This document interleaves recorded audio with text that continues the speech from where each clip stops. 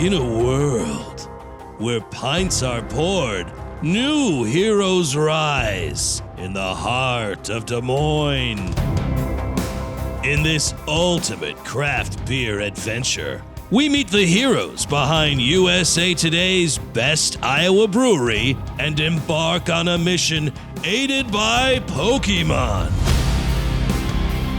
Join me, dear viewers, to discover brews as bold as the city itself.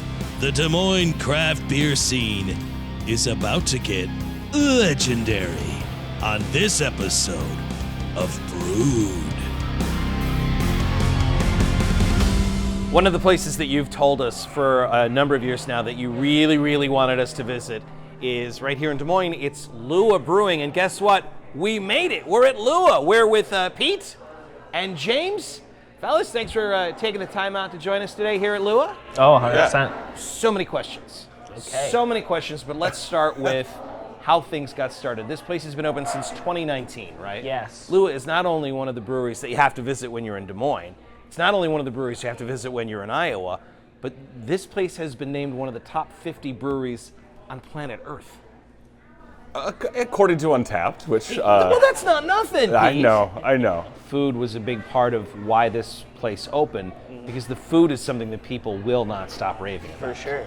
Help me understand the balance that takes, like to make sure that your beer is top-notch and your food is top-notch. Yeah, it's tough. When they first started talking about opening up Lua, I know that Scott wanted to make it more of like a Big Star out of Chicago. It's like a taco joint.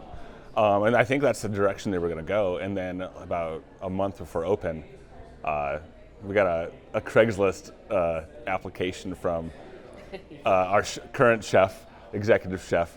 He was at a Michelin star restaurant in California. Oh, wow. And he was moving to Iowa. Thank God, because he's incredible. Oh yeah, he's great, and it's been fun to see his evolution the past 5 years. And it's incredible bar food, but it's that next level of really good food that I think you're not prepared for the first time you come in here. Yeah. Unless, you've been told by someone on television about it. Spoiler alert, the food here is amazing. So this chef guy is moving back, you find out of nowhere, and then you ditch the taco plan for, like, what kind of food? What are you known for here? It wasn't at first, but our burger now has become, I think, the top burger in the state. It started off through COVID, actually. The first couple months of COVID is this, just generic burger that, just a thick patty, and almost too fancy.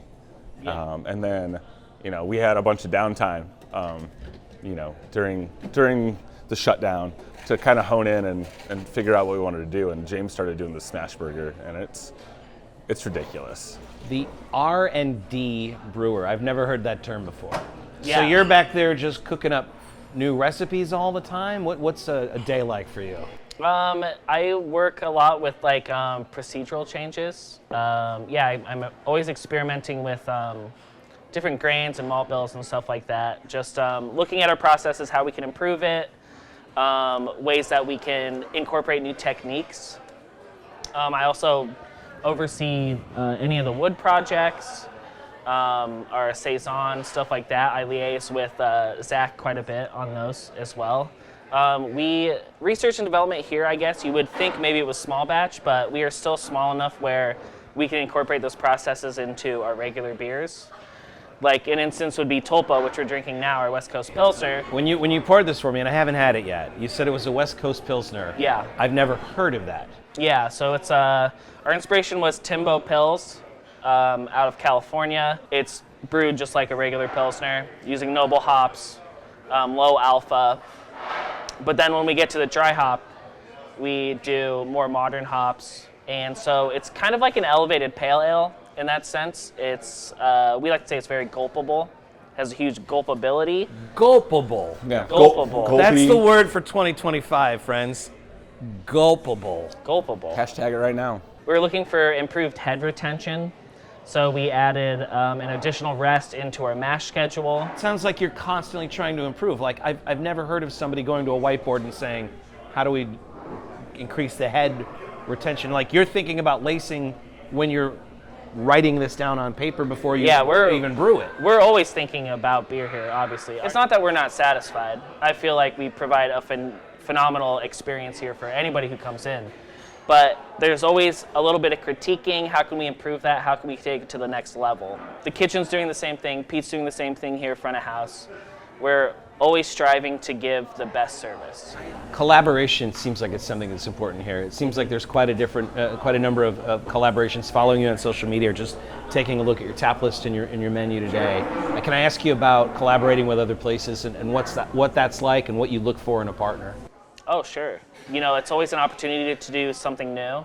Maybe we're both looking at these techniques we want to do, and we're like, let's come together and do it. A recent example would be Mardo. We had them earlier.